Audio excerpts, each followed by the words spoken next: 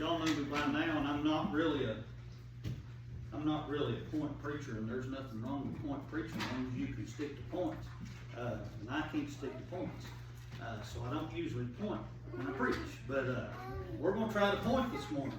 I was reading over some stuff last week, and just kind of I told you I struggle with that pastorly duty of holidays and preaching on the right person on the right days. And but this week I started thinking about Father's Day coming up, and of course there's example after example in the Bible of godly fathers and godly examples. And sometimes our kids ought to hear somebody preach on Abraham and Isaac, just so they know we'll lay them down, buddy. We'll make the sacrifices, but we ain't gonna do that this morning, because we ain't gonna scare a house full of kids, because we ain't gonna sacrifice anybody.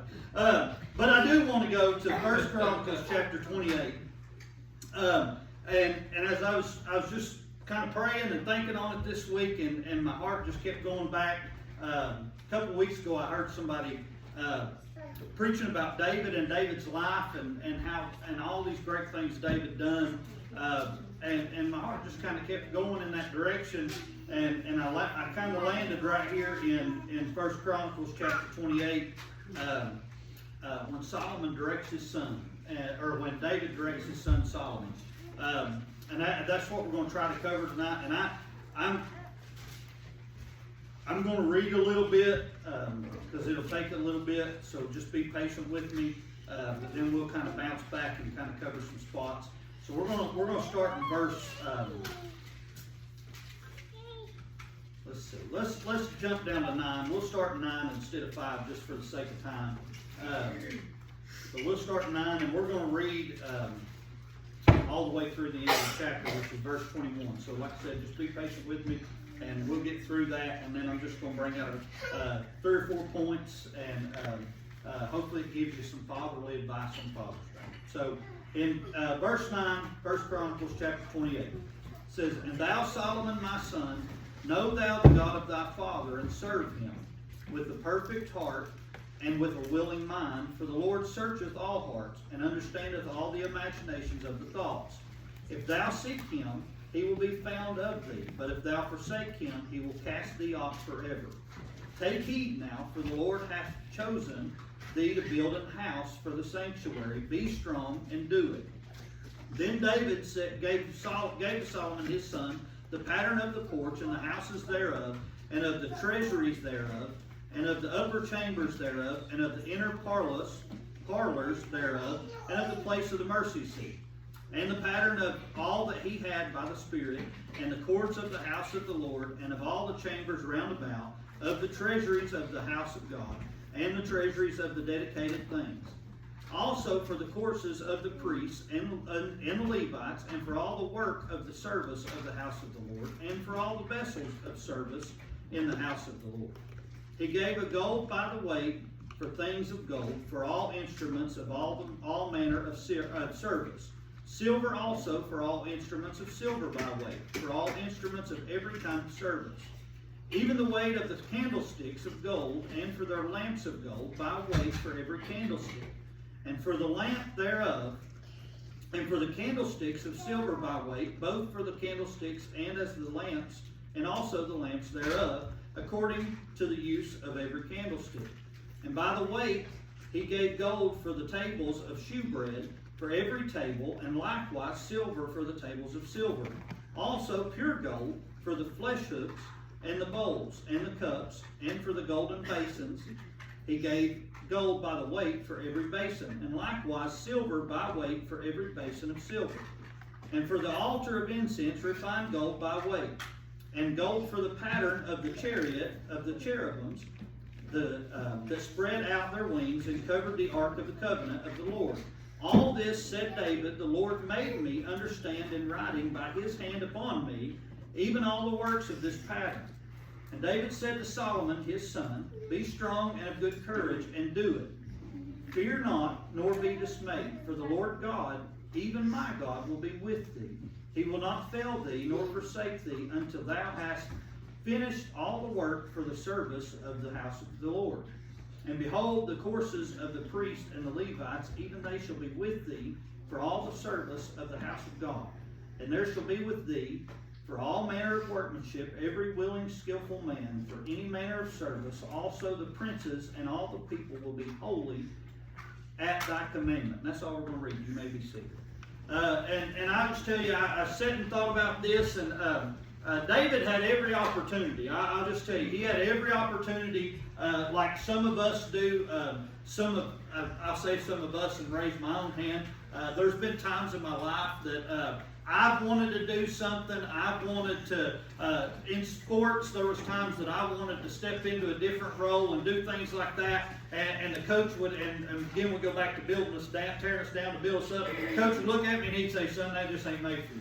And it just made me mad.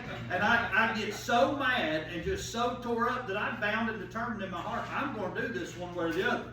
And David had the opportunity to get mad at God. And when David put all the effort in to building the temple for God, he had the opportunity to get mad at God and say, you know, if you're not going to let me build it, I'll take all my stuff and I'll burn it and I'll get rid of it. I'm mad. I don't want to talk to you anymore. I don't want to do anything. But we know from David's life that God said clearly, by nobody else in the Bible did he ever say it, but by David's life, he said he was a man after God's own heart. And that he wanted to please God with everything that he done. And we know that David failed.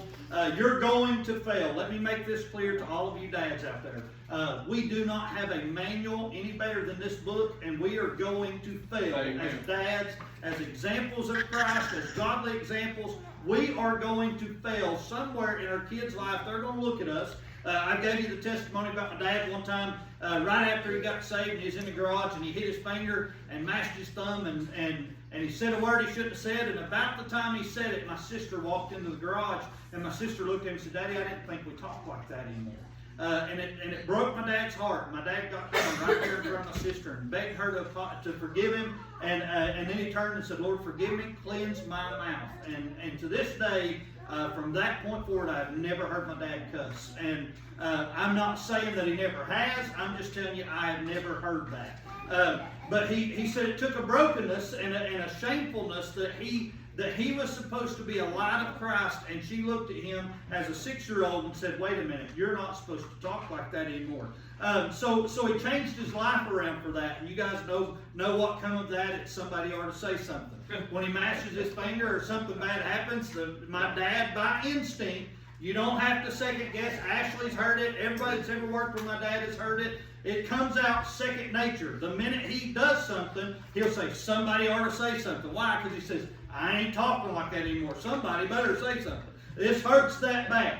So by nature, I've been around that so much that when something happens to me, I naturally, if I do something like that, I grab my thumb, or if I cut myself, I said, "Well, somebody ought to say something." So he's been that example to me, and he's taught me that. And there's far greater things my dad's taught me, but that's something I run into all the time. But in verse 9, he said, "And thou, Solomon, my son, know thou the God of thy father, and serve him with a perfect heart and with a willing mind. For the Lord searcheth all hearts, and understandeth all the imaginations of the thoughts. If thou seek him, he will be found of thee. But if thou forsake him, he will cast thee off forever."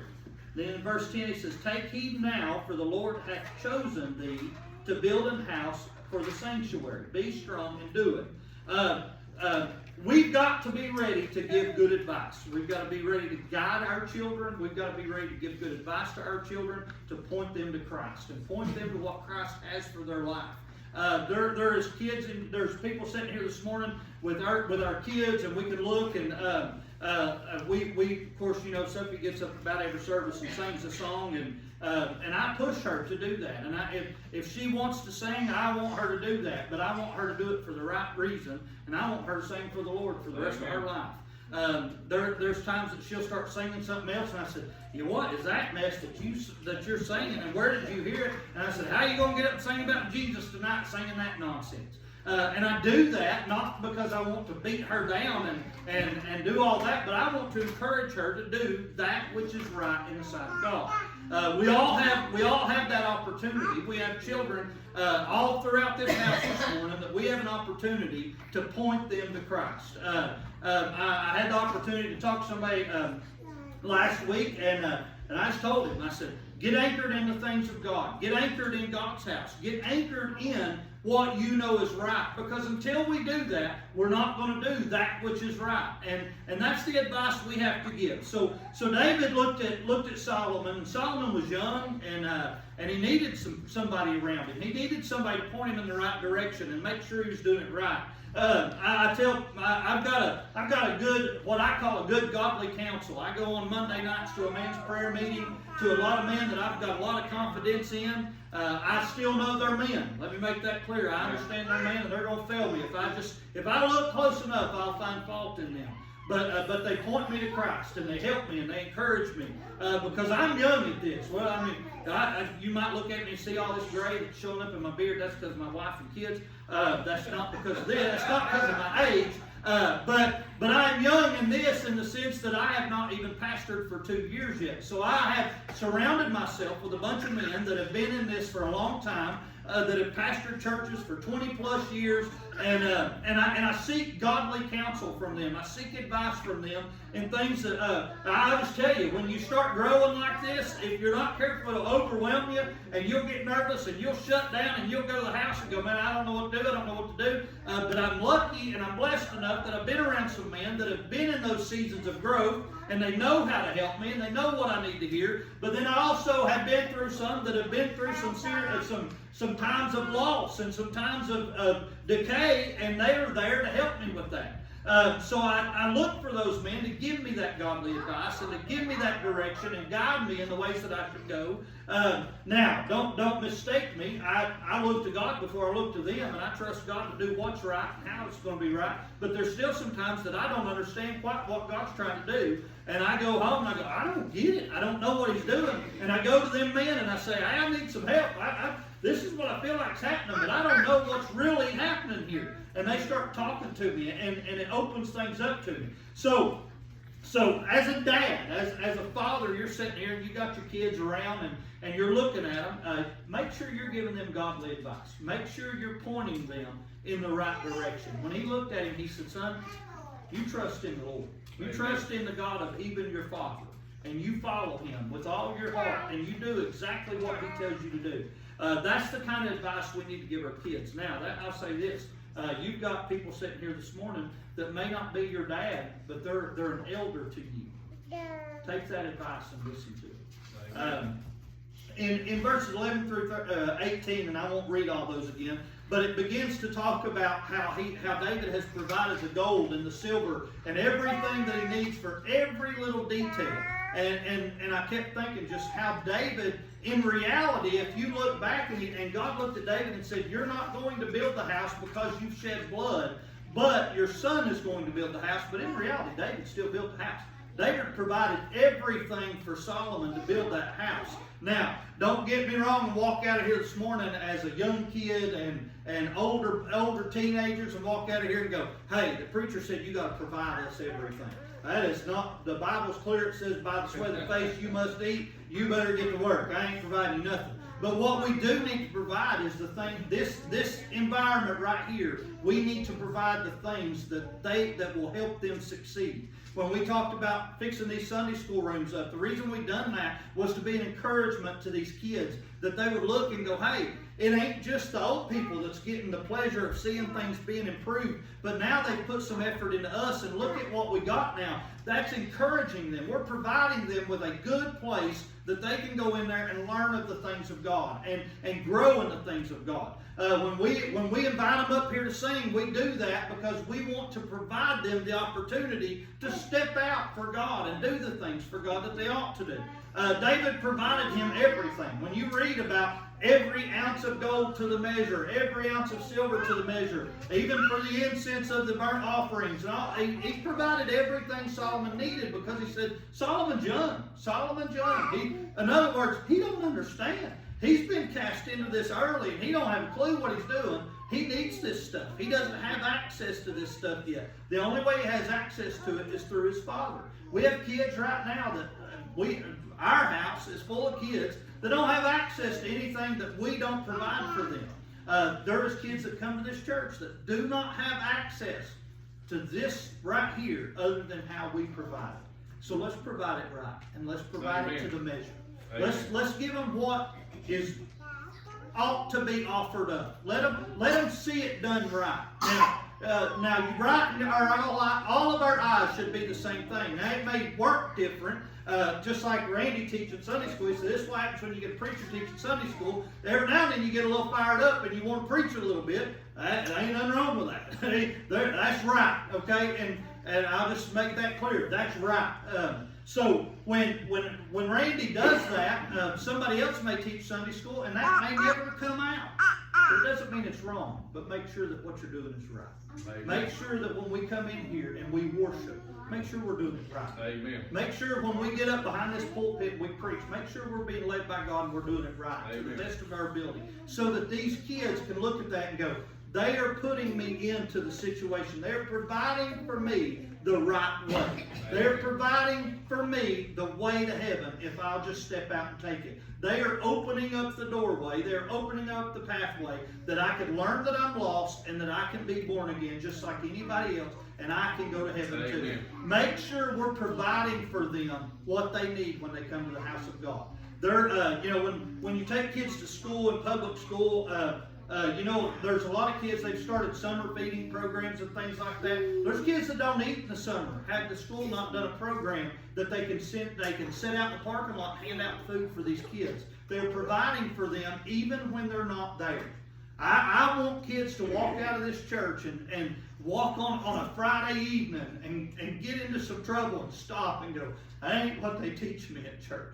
That's not what they told me was right. Maybe I need to back up a little bit. Maybe I need to step back and realize what I'm doing is not what they're teaching me. I want us to do it to the point that it's providing for them when they walk out of this place. Amen. That when they get out there, they'll look back and they'll say, something's not right about this.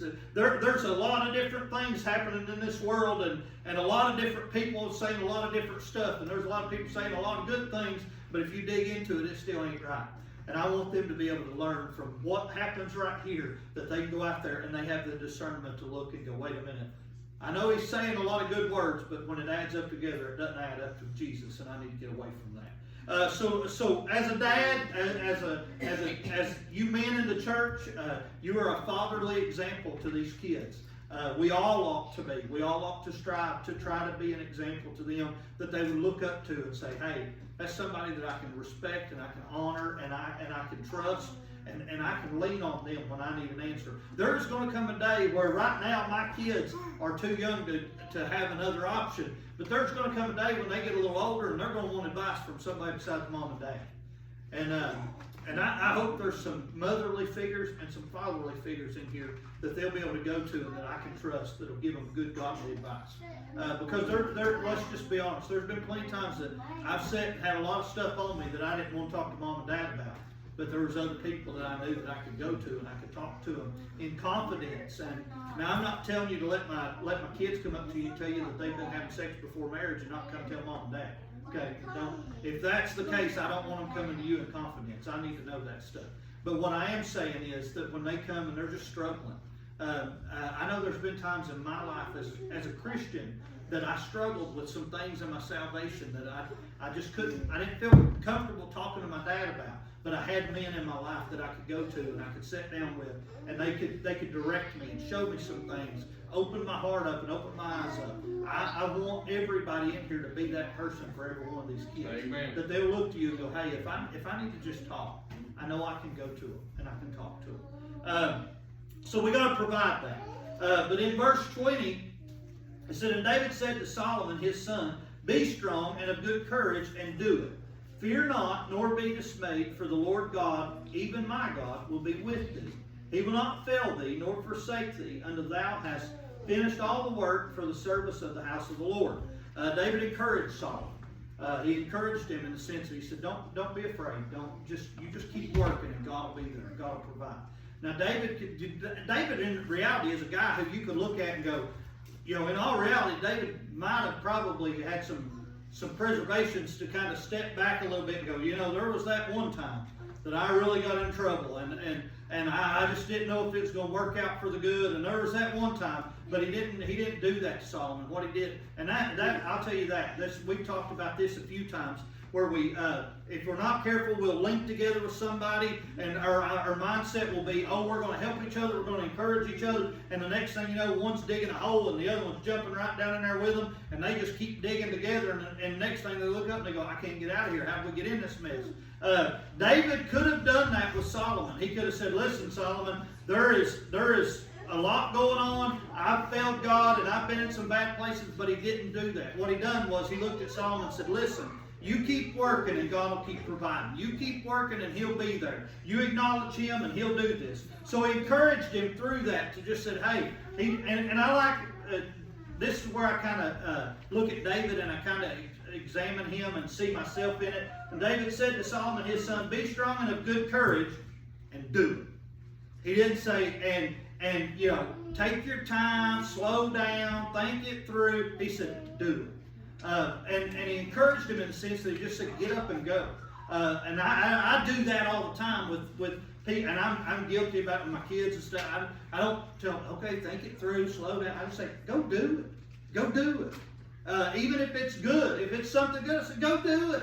I coached them in basketball last year, and that's my first year ever doing that, and I enjoyed it probably more than they did, because they wasn't the biggest fan of Dad standing on the sideline going, get it! But I see David and myself in that they be standing on the basketball court, and I'll give it to Cassidy since she ain't here, and you guys can tell her about it later. But Cassidy would go down, and we took her on the court before the game, and we were moving her around a little bit. I took her and I stood her in a spot, and I go, this is no longer your spot. And I walked her up and I held her by the shoulders and I said to her, I said, when you come right here, you stop right here, and then you move to the ball and you get open.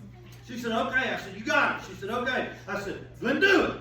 So then I go back to the sideline and I look, and she goes running down the court. She goes right back to where I told her not to go. And I'm going, Cassidy, do it.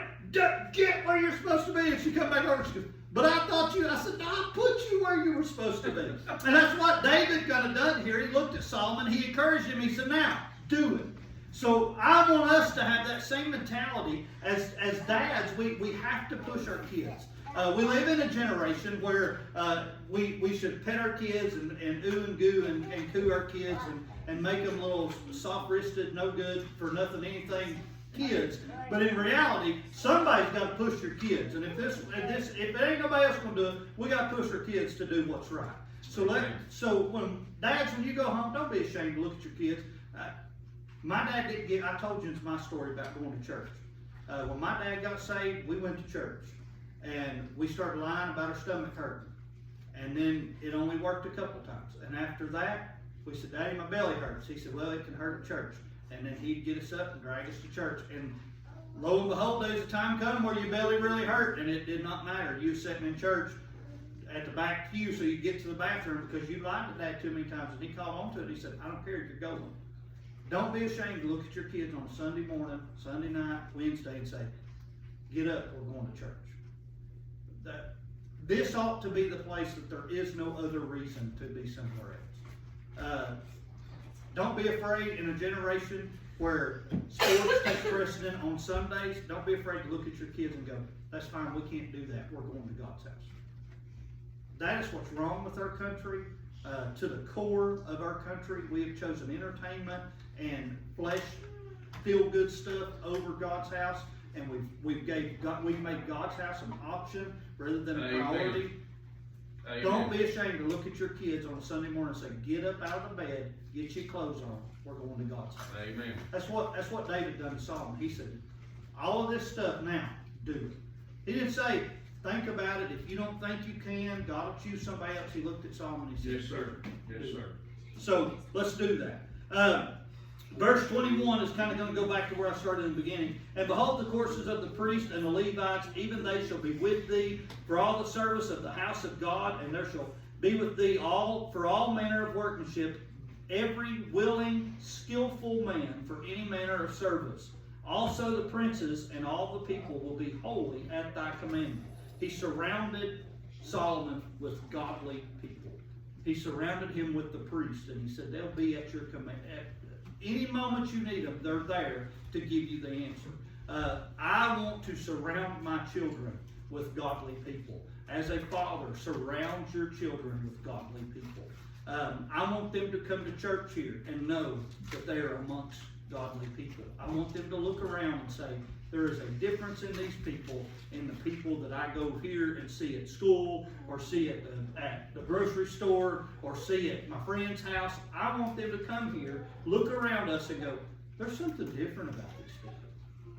So that why? We can go back to what we were talking about, so that they can get that godly advice. They can get pointed in the right direction. So, I know it ain't long, I know it ain't a shout down message, but there's a job we have as fathers. We're to guide our children, give advice to our children, make sure it's godly advice, make sure it's good advice that's going to point them in the direction they need to go. We need to provide for our children. I know you say, well, they're young enough now, you got to provide them food and drinks and shelter and all that. But what I'm talking about is provide an environment for them that they can succeed in godly things. Make sure that we're providing a place that they can come and they can see the things of God in a generation that tells them they don't need to. That there is a generation out there that they have concerts where they're drinking beer and holding their hands up and claiming that they're praising God. Make sure that they come to this place and find a difference, that we provide for them a godly place. Make sure that we encourage them in the things of God. Make sure as a dad that we push our kids. I don't know if it encourages anybody else, but it encourages me when they get up here and do stuff. It wasn't but like the second or third time that Charlie and Jennifer were here, and Ava decided she wanted to sing a song. And she got up at the end of church and come up here and sang a song. And she said, you got to help us.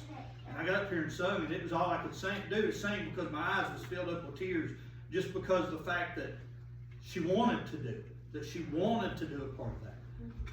Encourage our kids to do that. Encourage our kids to be involved. It's easy to keep them in a pew. It's easy to keep them and I know that we're as guilty as anybody about sitting in a pew and saying, sit down, shut up, don't move, don't twitch, don't do nothing. But I look at the adults in this room and I tell you to do right the opposite. I say, stand up, raise your hands, praise the Lord, shout, do something for Jesus. And I look at kids and say, sit down in the pew, shut up, don't move for 2 hours.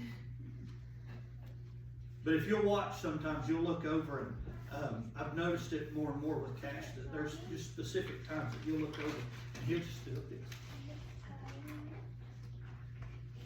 I don't know what he knows.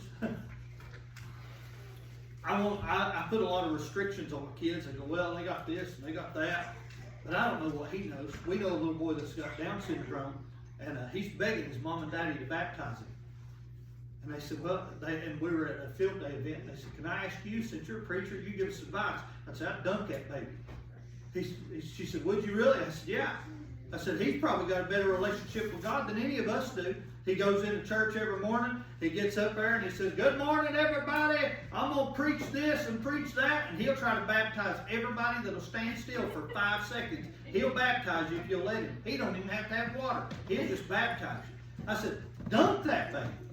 She said, are you sure? I said, yeah. I said, what's he saying? She said, well, he says that he's been saved. He says that he's ready to go. I said, dunk him. Why are you waiting? Let that boy get baptized if he wants to get baptized. Why? Because he's probably got a better relationship with Christ than we do. Gets up, wants to sing songs all the time. We sit in our pew dried up as a gourd. I said, dunk that boy. Now, I'll just tell you, when my kids come up and say, Daddy, I got saved. I need to be baptized. I'll baptize them. Because you know why? Because when I was about 7 years old, and I went to an altar, and I thought I had it figured out. And then I turned into a teenager, and I figured out I didn't have anything. And God came back around and didn't leave me in that state. And He saved me. And I believe that if a kid will come to an altar and they'll confess Christ and they'll get baptized and all that, if they're not saved, God will prove that to them at some point in time in their life. But we're to encourage them. Now, I'm not telling every kid in here to stand up and go, I think I just need to get baptized today. That ain't what I'm saying. There ain't a water puddle in this place that's going to save you. You got to get born again first. But we ought to encourage that. We ought to encourage them to have a relationship and talk with the Lord. How do we do that? By sharing our experiences. Telling testimonies of what we've done and how the Lord's helped us. fall on an altar every now and then with an eye full of tears and say, Lord, I just want to thank you. I just need your help. I need this. Let those kids see that so that they can go, I know where to go when I need help. I know who to thank when I need to thank somebody. And then last was surround them with godly counsel. Surround them with godly people. I want my kids to be surrounded with godly people. They see enough filth out here just going up and down, out to eat, going up and down the road, going to different places. They see enough filth. I want them to come to church and go, that's godly people. Those people love the Lord with everything in them. They love being at church. They love being a part of the church. Even when it ain't ice cream Sunday socials. Even when it ain't a holiday, they just show up because they just love to be there. And you all want the same thing for your kids. But as dads, that's what we're called to do. So, I'll say this. Randy tore you down this morning. And I'll try to build you up. We're all capable of that. We're all capable of being that godly example for our kids.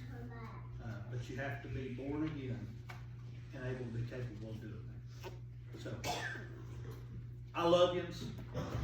I appreciate everybody, not just the dads, but I appreciate the dads for the example that they are and that they try to be. And I'll turn. Anybody else got anything before we close out?